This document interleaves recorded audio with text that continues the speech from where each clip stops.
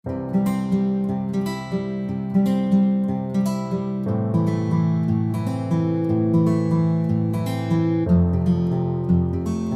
का जो हमारा नेक्स्ट टॉपिक है वो है sexual reproduction in animal.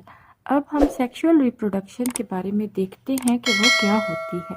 Sexual reproduction in animal, ये sexual reproduction is the method of producing new generation in most animal. ठीक है, एनिमल्स जो अपनी नई जो जनरेशन है वो जो प्रोड्यूस करते हैं वो by the method of sexual reproduction reproduce करते हैं। ठीक है, The male and the female animals makes gametes in their gonads।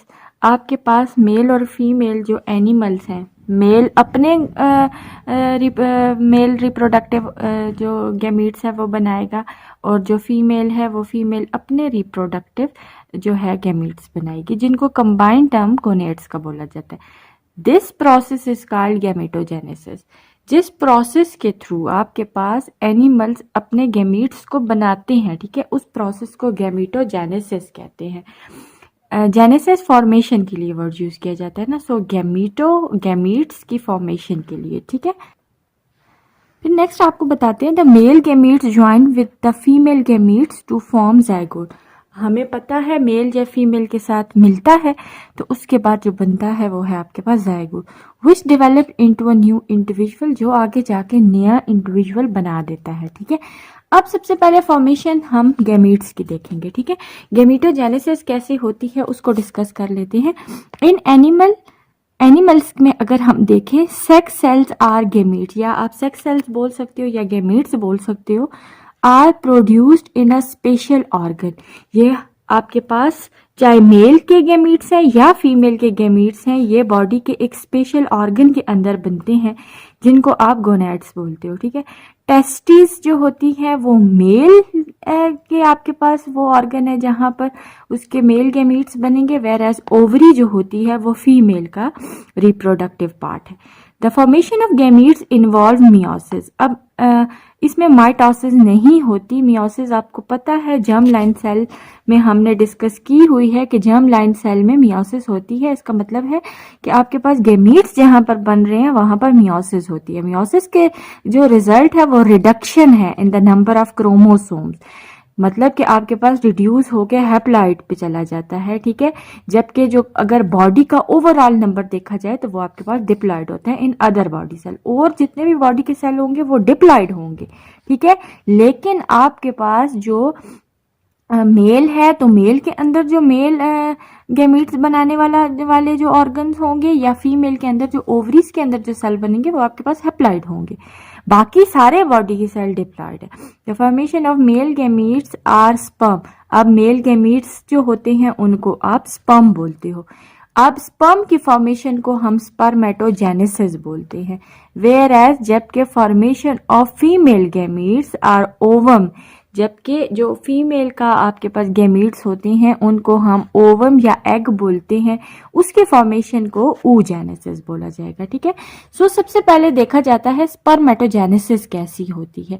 Spermatogenesis इसका मतलब है आपके पास फॉर्मेशन ऑफ स्पर्म, ठीक है, या प्रोडक्शन ऑफ स्पर्म, के स्पर्म कैसे बनते हैं।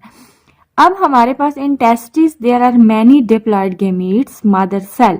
ठीक है, टेस्टिस के अंदर जो मदर सेल हैं वो सारे के सारे डिप्लॉइड हैं जो मौजूद हैं, जिनको आप प्राइमरी स्पर्मेटोसाइट्स बोलते हो। ठीक है, each primary spermatocyte divide by meiosis. Her spermatocyte के अंदर डिवीजन होगी, मियोसिस वाली डिवीजन, जिसके रिजल्ट में 4 हैप्लॉइड सेल्स बनेंगे जिनको आप बोलेंगे स्पर्मेटेड्स। ठीक है, स्पर्मेटेड्स जिनको बोला जाता है। ईच स्पर्मेटेड डेवलप इनटू अ मोटाइल स्पर्म। अब वो जो 4 बने हैं उन चारों में से हर एक आपके पास मोटाइल स्पर्म हमेशा क्या होता है, मोटाइल होता है, मूव कर सकता है। ठीक है, सो इसी के साथ आगे नेक्स्ट है आपके पास oogenesis, फॉर्मेशन ऑफ एग को बोलते हैं। ठीक है, अब कहते हैं in the follicle of ovary, ovary के अंदर डिप्लॉइड गैमीट मदर सेल मौजूद होते हैं जिनको प्राइमरी oocyte बोला जाता है। ठीक है, ये डिवाइड होंगे by the process of meiosis. इसके रिजल्ट में मियोटिक डिवीजन के रिजल्ट में आपके पास पहली मियोटिक डिवीजन में आपके पास 2 हैप्लॉइड सेल बनेंगे,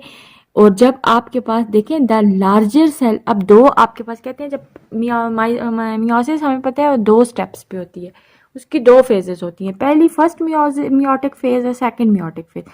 अब यहाँ पर कहते हैं as a result of first meiotic division 2 haploid cells are produce, 2 haploid cells आपके पास बनेंगे। इनमें क्या होगा, the largest cell is called the secondary oocyte while the smaller cell is called the first polar body.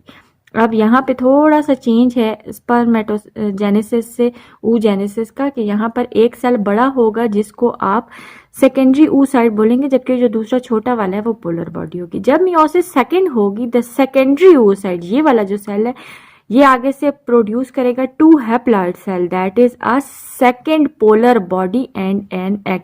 जबकि जब इसके अंदर जब डिवीजन फर्दर होगी तो वो आपके पास दो चीजें और बनाएगा। वो कौन सी बनाएगा, एक वो सेकेंड पोलर बॉडी बनाएगा, फर्स्ट पोलर बॉडी तो फर्स्ट डिवीजन के रिजल्ट में बनी है, और दूसरी आपके पास दूसरा जो आपके पास बनेगा वो है आपके पास एग। अब हम डायग्राम्स को भी देख लेते हैं, ठीक है।